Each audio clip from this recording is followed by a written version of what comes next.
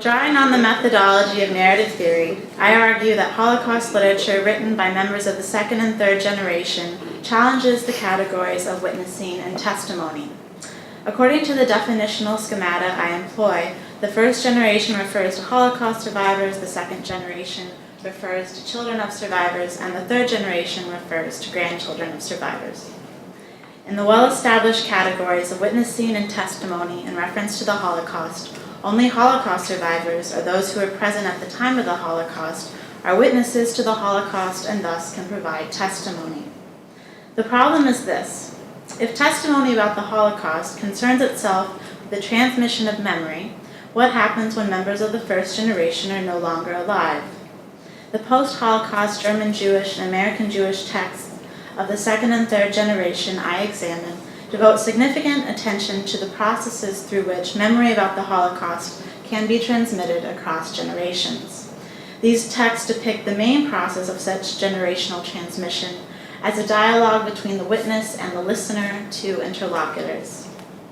Using the narrative technique of focalization, complicated framing devices, and alternating temporal narrative levels, these post-Holocaust texts actually complicate the transmission of memory about the Holocaust by revealing the complex process of not only a witness providing testimony, but of a listener receiving said testimony. These texts address two main questions that arise in a testimonial encounter for the listener. What does the listener do with the knowledge about the Holocaust communicated to her by testimony? And how does the listener, him or herself, transmit testimony about the Holocaust to future generations? By declaring that the next step the listener can take is that of transmission to another interlocutor, thereby placing responsibility on the listener to interpret the testimony to which he or she is privy, these texts reveal that a listener can act as a witness to others, a process that I call re-witnessing. My term re-witnessing builds on what Mariana Hirsch has defined as post-memory, which Avi also has mentioned, a term introduced by Hirsch and which can briefly be understood as memory of the Holocaust by those who did not themselves live through it. Although that's actually a little misleading. It's not memory per se, but the effects of that have been passed on to them. These texts investigate the witnessing potential of post-memory. The members of the generations who possess post-memory inherit a cultural traumatic past into which they were born, to whose effects they are witness, and to whose memories they do not have direct access. Contrary to current scholarship that strongly distinguishes between memory and post-memory, I argue that post-memory does not stand in mutually exclusive opposition to the categories of witnessing and testimony.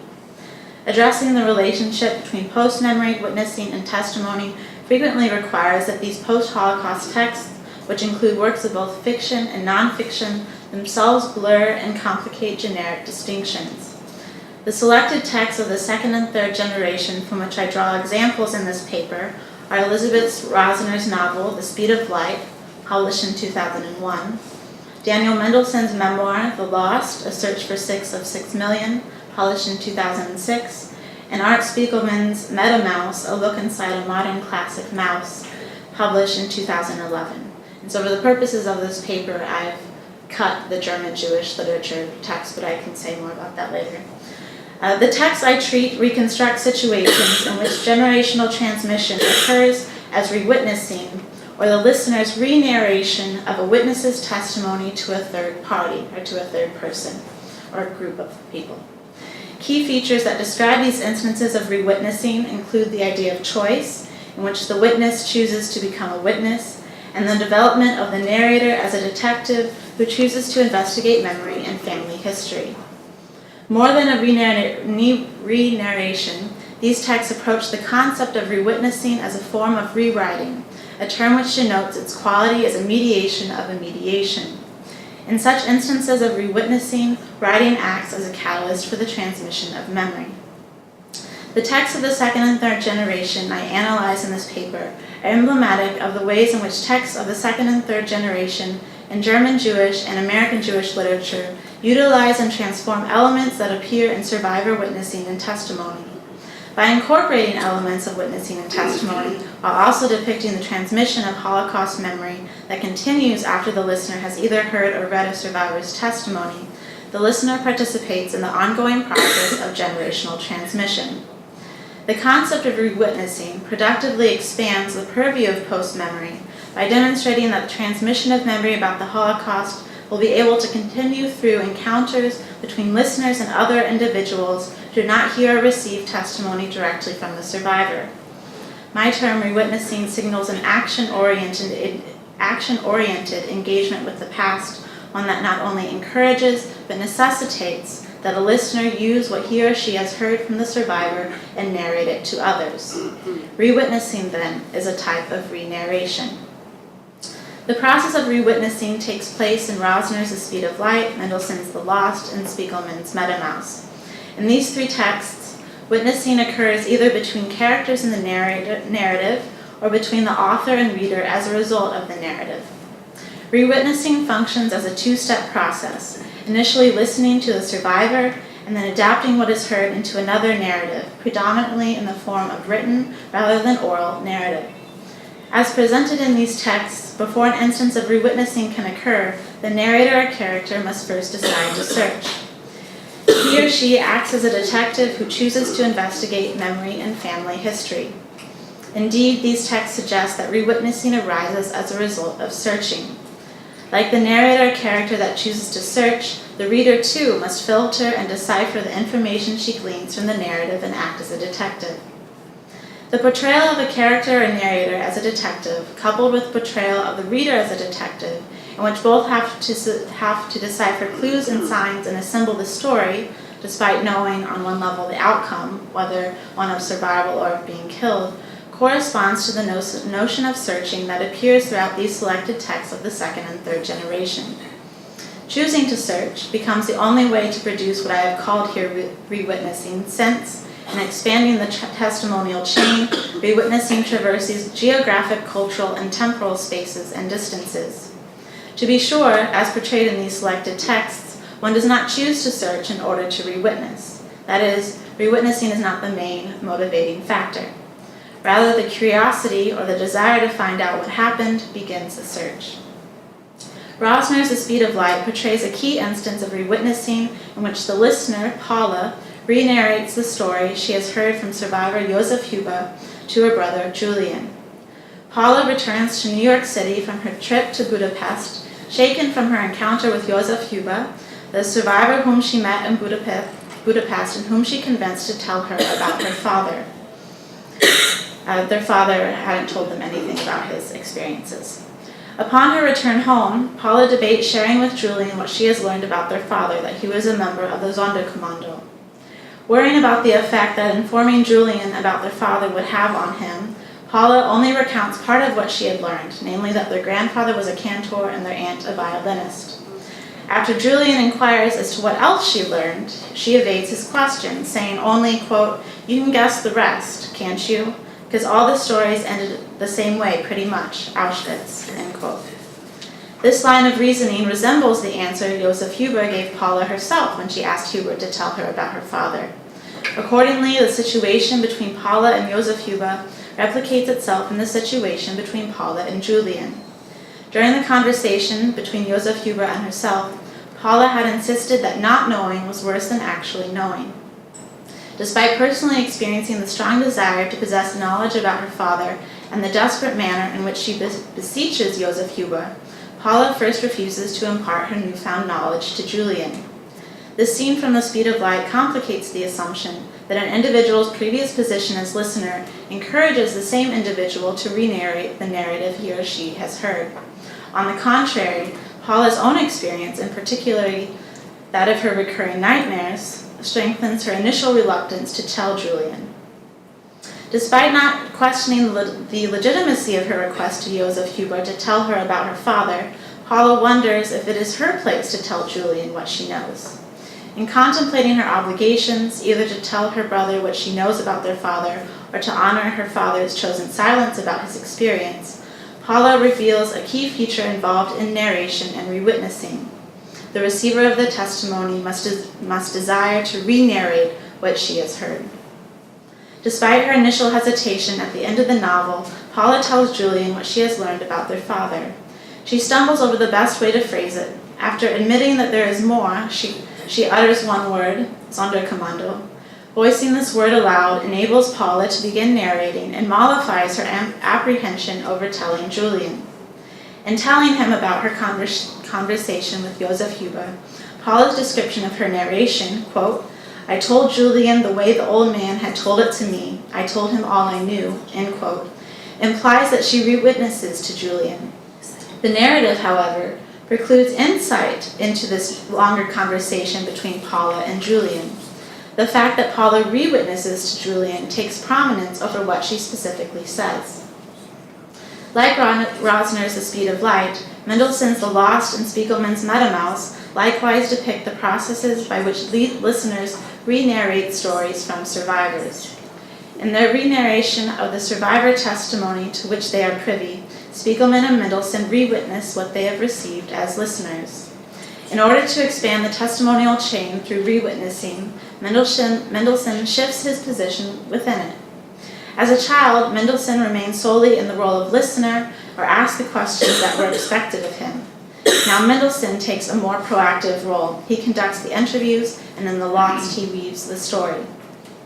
Spiegelman's Metamaus contributes greatly to an understanding of the use of graphic narrative as a form of testimonial literature, two genres that Spiegelman first combined in Maus 1 and 2. In Maus 1 and 2, in his re-narration of the survivor testimony to which he was privy, that of his father, Spiegelman re-witnesses what he has received as a listener. While Maus 1 and 2 are examples of re-witnessing, Metamaus also contains examples of re-witnessing.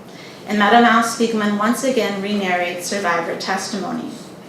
Metamaus takes the form of testimony one step further. In Metamaus, using other elements of the documentary genre but relying primarily on photographs, Spiegelman essentially testifies to the testimony he depicts in Maus 1 and 2.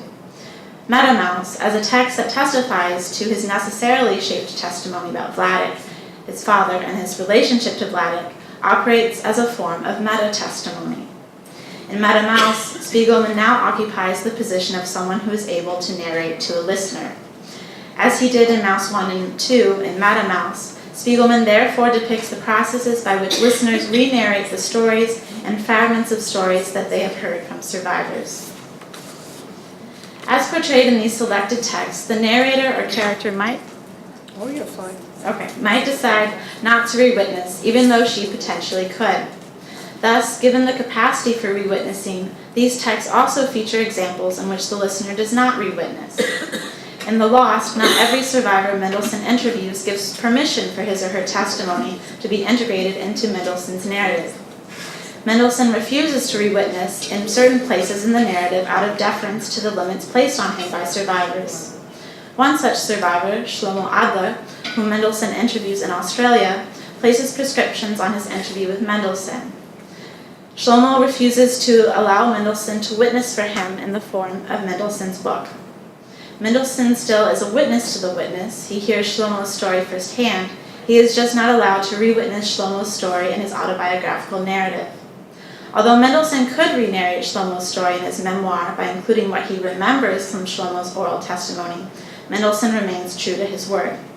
In this instance, although Mendelssohn could re-witness, he does not. In this paper, I explored instances of re-witnessing in these three texts of the second and third generation, in which the process of re-witnessing connects closely to traversing geographic, cultural, and temporal spaces and distances, in which the narrator or character chooses to search for their family history.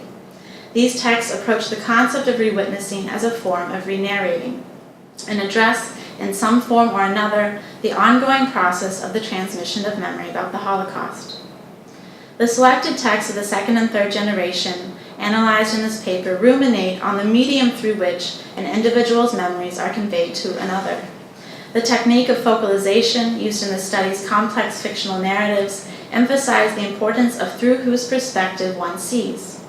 In other words, they too focus on the use of focalization as a screen and as a form of mediation.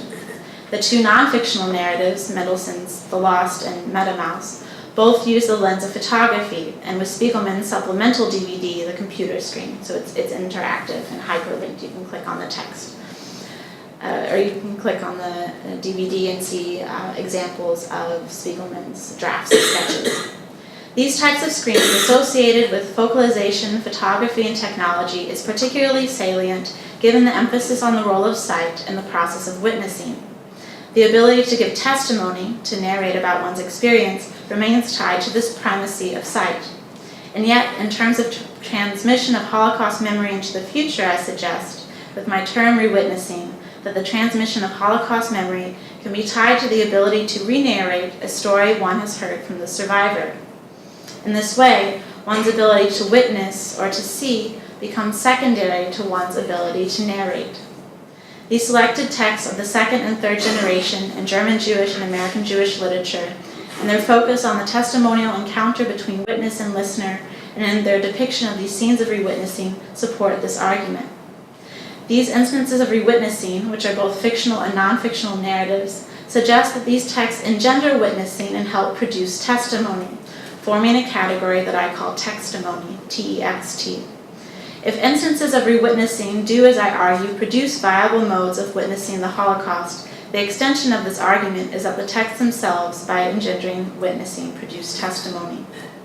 Seen in this light, and from a necessarily mediated perspective about the Holocaust in 2016, the texts of the second and third generation that produce, duplicate, complicate, and challenge instances of witnessing and testimony participate in the development of an extension in the genre of testimony into what I call textimony. At the same time, however, broader questions about the implications of such a development, particularly in relationship to the transmission of memory surrounding other traumatic historical events apart from the Holocaust, emerge. In their introduction to the edited volume After Testimony, The Ethics and Aesthetics of Holocaust Narrative for the Future, Jakob Lotte, Susan Rubin-Soliman, and James Phelan employ the phrase, quote, after testimony, to suggest that all works dealing with the Holocaust must in some way come to terms with the historical reality that the accounts of survivors have tried to communicate, end quote. According to Lotte, Soliman, and Phelan, any text that engages in or addresses the representation of the Holocaust cannot escape the Holocaust connection to history and owes a debt to the previous testimony provided by the first generation. The category of textimony does not seek to replace the vast literature, primary and secondary, on the Holocaust, but rather to demonstrate with the process of rewitnessing the development of the ability to witness through fictional and non-fictional narrative by members of the second and third generation. Thank you.